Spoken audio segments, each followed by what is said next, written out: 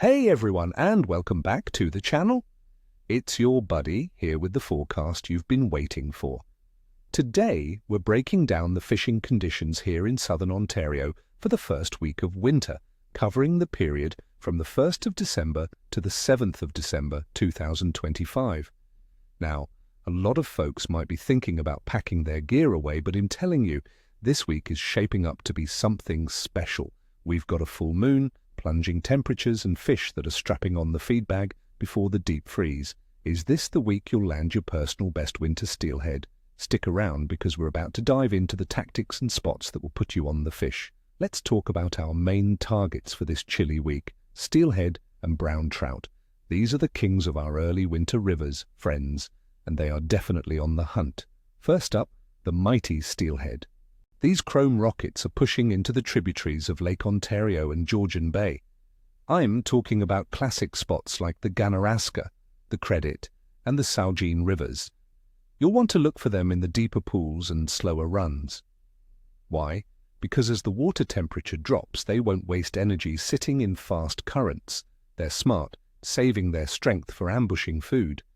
For tackle, you can't go wrong with a classic float fishing setup.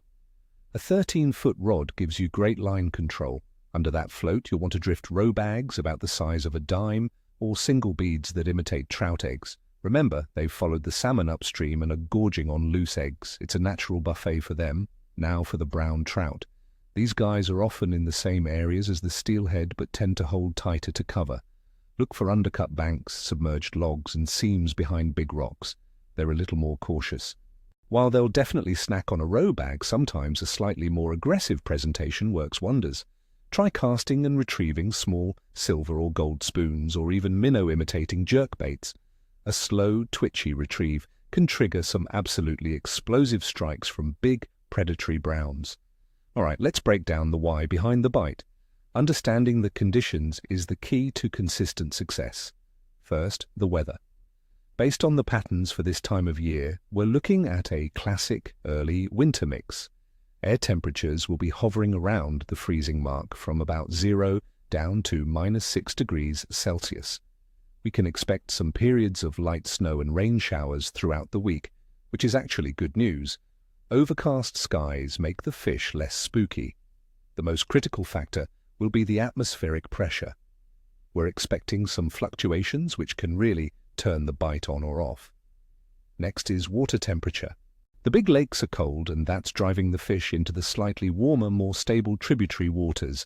The average water temperature in the rivers will be in the range of 4 to 6 degrees Celsius.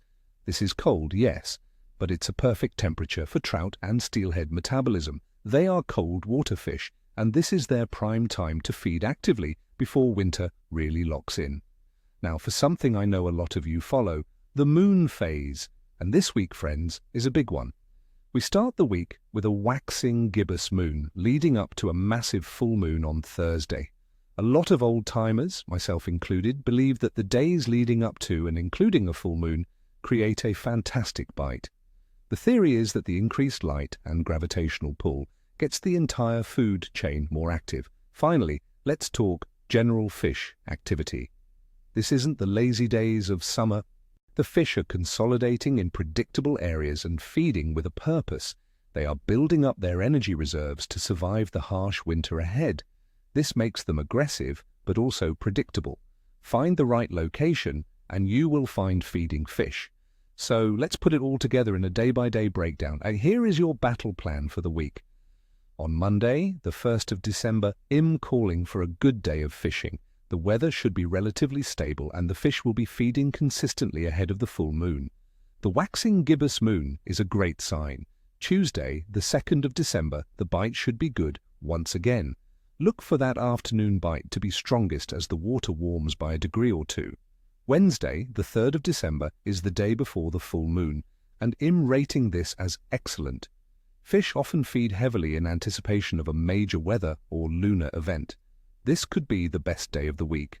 Thursday, the 4th of December, is full moon day. I'm calling it excellent again, but be prepared for the bite to happen in specific windows, perhaps very early in the morning or right at dusk. Now, after the big event, things can get tricky.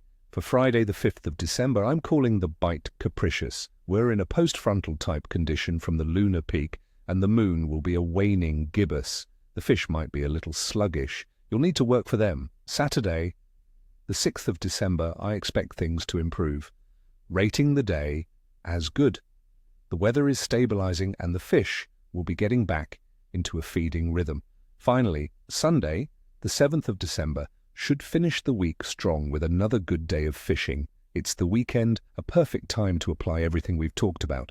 And that's the forecast, my friends. It's going to be a cold week, but the fishing opportunities are red hot.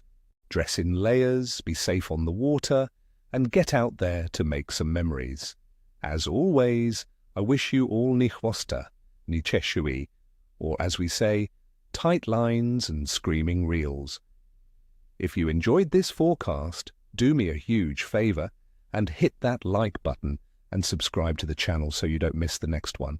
Now, I want to hear from you. What are your plans for the first week of ice? Are you targeting steelhead or something else? Let me know in the comments below. Share your stories, share your tips. Let's get the conversation started.